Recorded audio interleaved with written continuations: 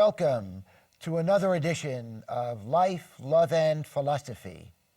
This program is the 9th in a series of programs I'm doing on the great 16th century French wisdom writer, Michel de Montaigne. And why is Montaigne so famous? Well, because his writings deal with the human condition, with our everyday experiences. And also, he's famous because his writings can stimulate our thinking about what we can all do to live more tranquil, joyful lives. Literary critic Harold Bloom claims that the two greatest writers of the Renaissance were Shakespeare and Montaigne. And, by the way, Shakespeare had read Montaigne in an English translation. If you decide to read Montaigne, you don't have to read a long book. He's known for his essays. He wrote more than 100 essays. I would guess the typical essay runs about 20 pages.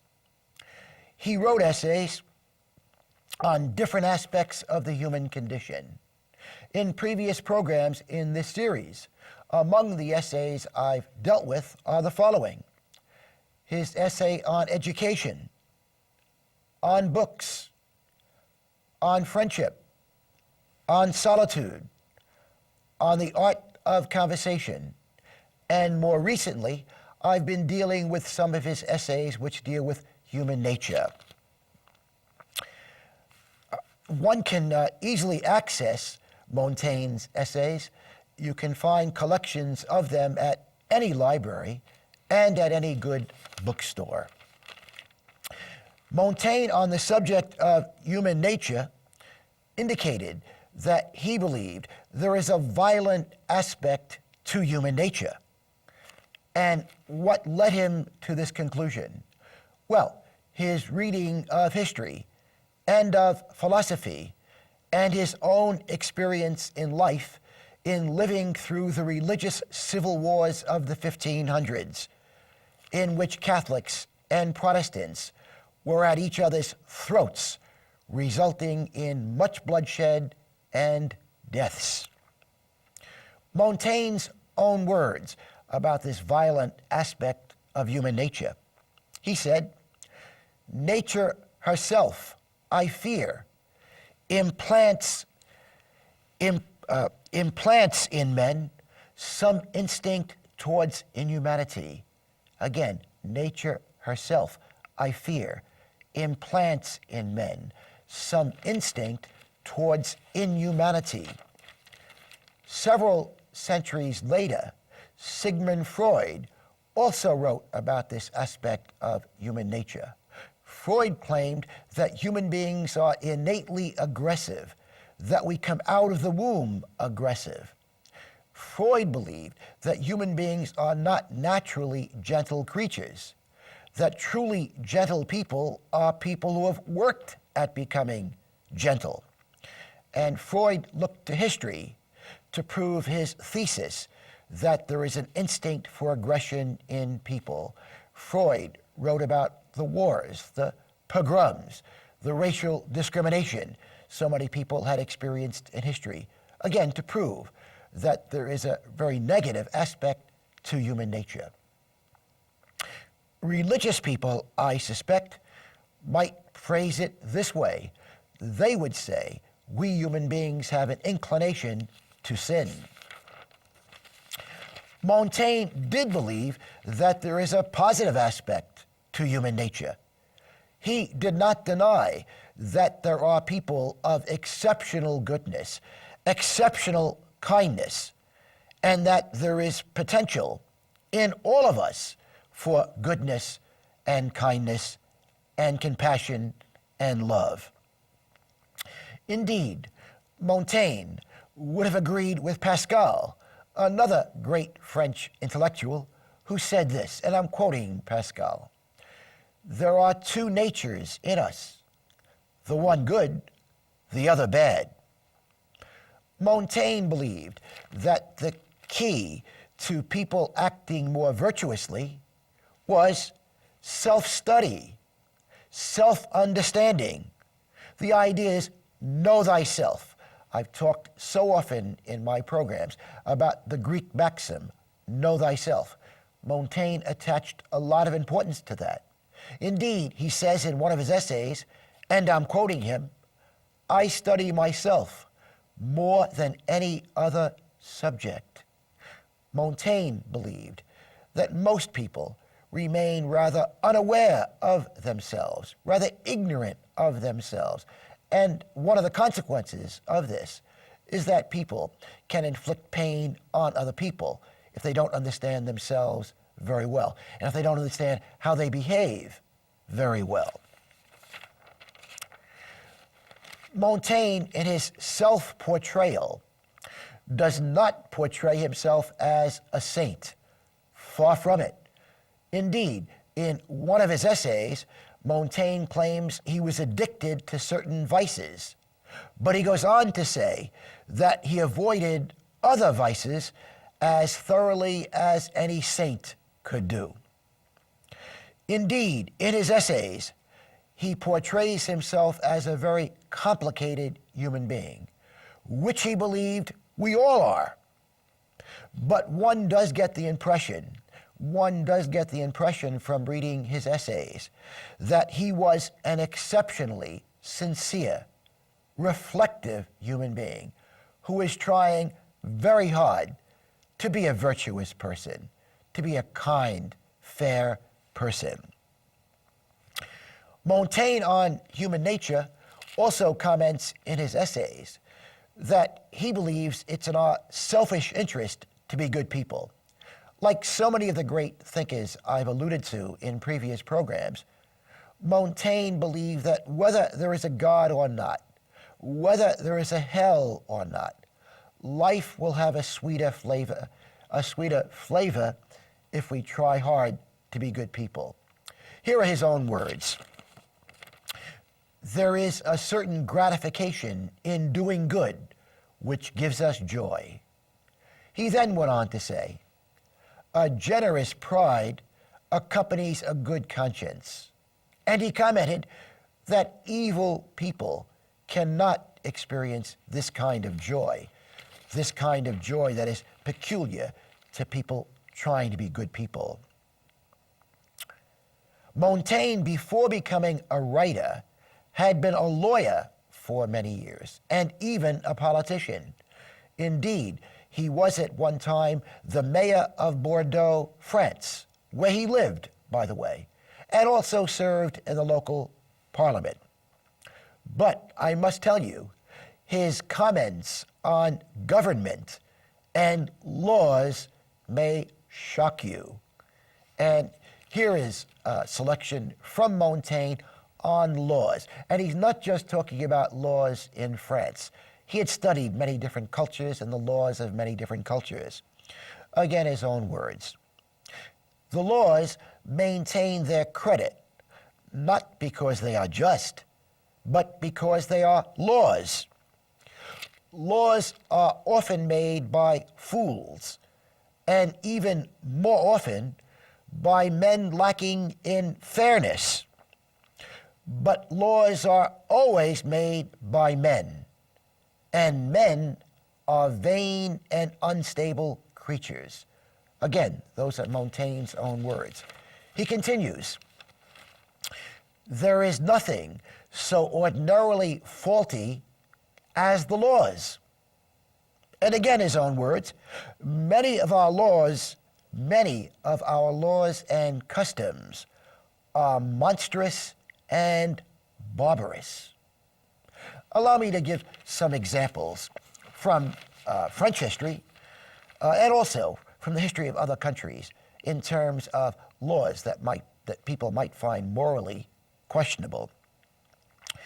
In the France Montaigne lived in the 1500s, Catholics were in the majority, and Protestants were very much discriminated against. Indeed, for much of Montaigne's life, it was against the law in France to conduct a Protestant religious service. That's right, against the law for Protestants to conduct their own religious services. Also, at another time in French history, there were laws prohibiting Protestants from becoming doctors or lawyers. Across the English Channel in England, at the time Montaigne was living, Protestants were in the majority. And the situation that existed in England was kind of the exact opposite of France. Remember, in France, the Catholics were in the majority. In England, again, the Protestants were in the majority.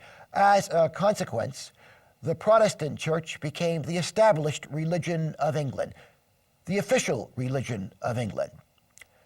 And again, in England, the Catholic Mass was outlawed. And also, by 1585, it was treason in England to be a Catholic priest. And it was a capital offense in England to hide a priest. In other words, in the 1500s, when Shakespeare was alive, for example, if one hid a priest in one's home, one could be executed for that. Also, in the Protestant England of the 16th century, there was a heavy fine imposed on a person for failure to attend Protestant services in the local parish. What does that mean? Well, if you did not show up in England, again in the 16th century, on a Sunday for the religious service in your parish, you would be subject to a heavy fine. And therefore, Catholics also had to go to Protestant services. Again, their own religious services were banned, and they were obligated to go to Protestant religious services or suffer the consequence of a heavy fine. Let me talk about some questionable laws our country, the United States, has had over the centuries. We know that our original Constitution, which is the basic law of our country, legalized slavery. Indeed, our original Constitution did not even regard black people as full human beings. What do I mean by that? Well, our original Constitution regarded a black person as being 3/5 of a person in determining how many representatives a state would have in the House of Representatives. We also know that later on, during that time when slavery existed in the United States, many southern states had laws prohibiting the education of slave children. Interesting. Many Americans have been upset in recent years to learn that the Taliban in Afghanistan was prohibiting the education of women. Well, in our country, in our own history, southern states like South Carolina, like Georgia, again, had laws prohibiting the education of slave children. We also know our country has had laws relegating women to a second-class citizenship. Early on in our history, women were not allowed to own property. And as I've mentioned many times in previous programs, women did not get the right to vote in the United States until 1920. So women went about 130 years not being able to vote, and it's only been, about 90 years since women have been able to vote in the United States. We also know that after slavery ended in the United States, southern states insisted on passing segregation laws separating blacks from whites and attempting to keep them in their place, so to speak, and that southern states also passed laws trying to get around the Constitution to prevent blacks from voting. And they succeeded to a large extent in preventing black people from voting. It wasn't until 1965 1965, approximately 100 years after Lincoln was assassinated, that blacks were pretty much ensured or guaranteed the right to vote. More than a few people in our history have spoken out against unjust laws and even encouraged people of their time to disobey unjust laws. And among those Americans have been Henry David Thoreau, Ralph Waldo Emerson, and the Reverend Martin Luther King Jr. But again, I must add that while Thoreau, Emerson, Martin Luther King Jr. believed it was appropriate to disobey immoral laws, wicked laws, as they would say, they nevertheless believed this should be done in a non-violent way. Indeed, Martin Luther King Jr. is famous for many reasons, but one of which is he insisted that protests of inequality, of unfairness in America be peaceful, non-violent protests. You're watching Life, Love, and Philosophy. This program can be seen on Sunday nights at 10 p.m. on Channel 35. It's repeated on Tuesdays, also on Channel 35 at 8:30 p.m., and on Saturdays at 1 p.m. on Channel 34. I've been focusing my attention on the great wisdom writer Michel de Montaigne. And in this segment, I've been talking about his idea that just because something is a law doesn't make it right, doesn't make it just. Again, Montaigne believed that many laws in history, in many countries, have been barbarous and monstrous. Some other examples. Great Britain ruled India in the 20th century against India's will. Indeed, Britain ruled India for more than 100 years, beginning in the 19th century. And the idea was democracy for England, but no democracy for India. And England actually passed the laws that the Indians had to obey. And one of the more egregious laws, or sets of laws, was known as the Salt Laws.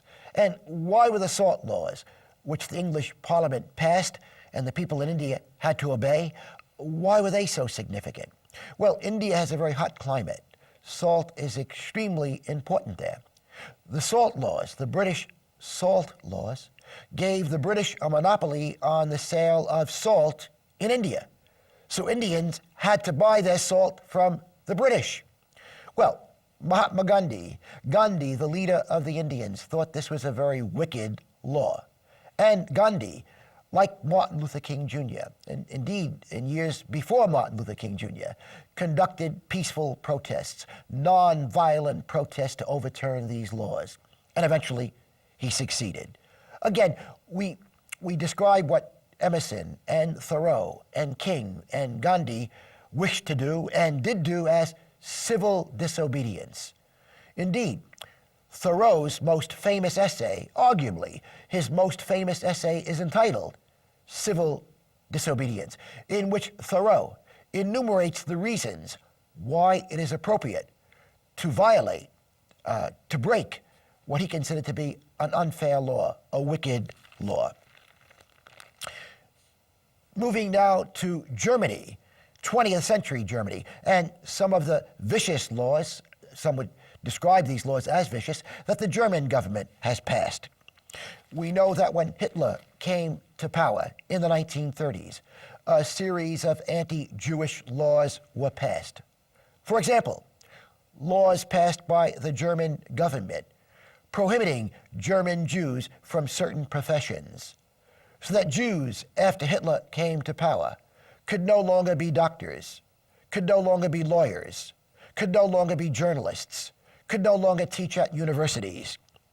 And of course, in 1935, the German government passed the notorious Nuremberg laws, which, among other things, stripped Jews, German Jews, of their citizenship, so that Jews woke up one morning, German Jews, woke up one morning in 1935 to realize that while the day before they were citizens of Germany, from now on they would not be regarded as citizens of Germany. The Nuremberg laws also prohibited the marriage of a Jew to a non-Jew in Germany. Today, of course, in the world at large, there are still many laws of questionable morality.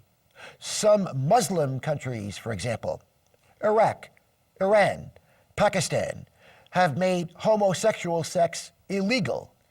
Not only is homosexual sex illegal in those countries, but people are severely punished for engaging in homosexual acts.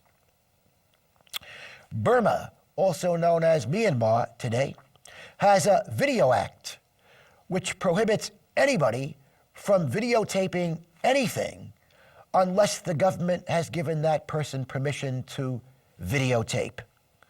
And Turkey today, Turkey has a law which prohibits insulting Turkishness. Again, a law prohibiting insulting Turkishness. And recently, some Turkish writers have gotten in big trouble for violating this law. At least one of them has gone to jail. And what was the violation all about? Well, some writers in Turkey have written about the Armenian genocide. You probably know early in the 20th century, the Turkish government conducted a genocide against Armenians, resulting in the deaths of at least 1 million Armenians. And the Turkish government apparently would rather that the world not find out about this, or at least that it not be publicized. So again, Turkey has a law making it illegal to insult Turkishness. Here is Montaigne on commenting on the morality of the masses of people. His own words: "Their morals are extremely corrupt and have a remarkable tendency to grow worse." And then again he repeats, "Many of our laws and customs are monstrous and barbarous." In some of his essays, for example, he alludes to ancient Rome and the chief entertainment of the Romans. As you know, they would gather in their Colosseum, the Yankee Stadium of their day, and for entertainment, watch animals kill people and people kill other people. And Montaigne also refers to the burning of religious heretics in many European countries. And also, Spain's treatment of the Indians in the Americas. Montaigne spends several pages of at least one essay talking about the inhumane way the Spanish, after Columbus, in fact, including Columbus, treated the Indians of the New World, enslaving them, torturing them, killing them. And of course, Montaigne spends a lot of time in some of his essays talking about the defining issue of his life. Again, the religious civil war, where Protestants and Catholics were killing each other in 16th century France. Montaigne claimed, and I'm quoting him now, "Cruelty is the worst of all vices." Cruelty is the worst of all vices. Interesting. Some religious people might claim that the sexual vices are the worst of all vices. Montaigne did not believe that. He said that when people treat each other cruelly, that's far worse than any sexual sin. And of course, rape, by the way, would be a very cruel act, so he would not be dismissing that sexual sin. Montaigne raises the question, what's the proper attitude towards humanity? What's the proper attitude towards humanity? And in order to illustrate his answer to the question, he talks about two famous philosophers of antiquity, Democritus and Heraclitus. When Democritus left his home each day to encounter humanity, he had a mocking expression on his face. Whereas Heraclitus, this other famous philosopher of antiquity, when he left his home each day and saw other human beings, his eyes filled with tears. Well, why so?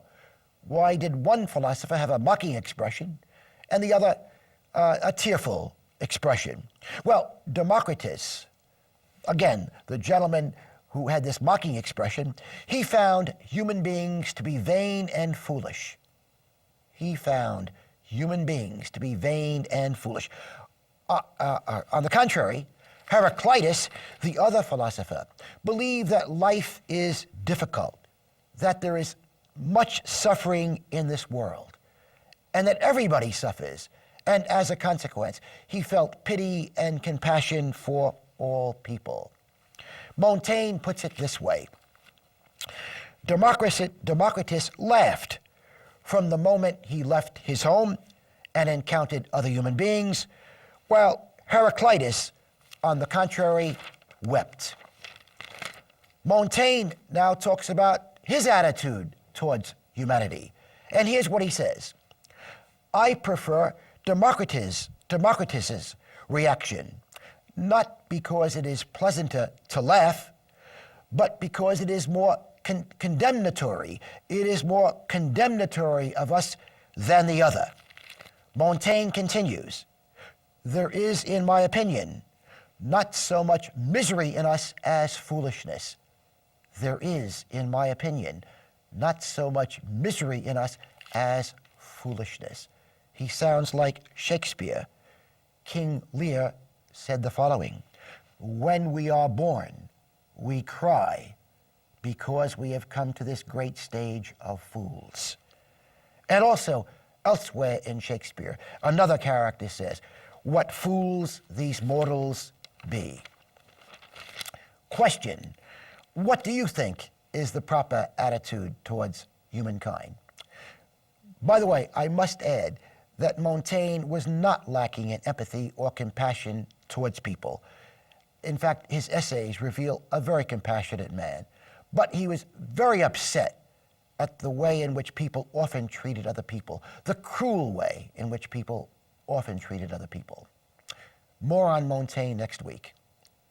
As is my custom, I'd like to conclude with a comment from Henry David Thoreau. In Walden, his masterpiece, Thoreau penned the following words: to affect the quality of the day, that is the highest of arts.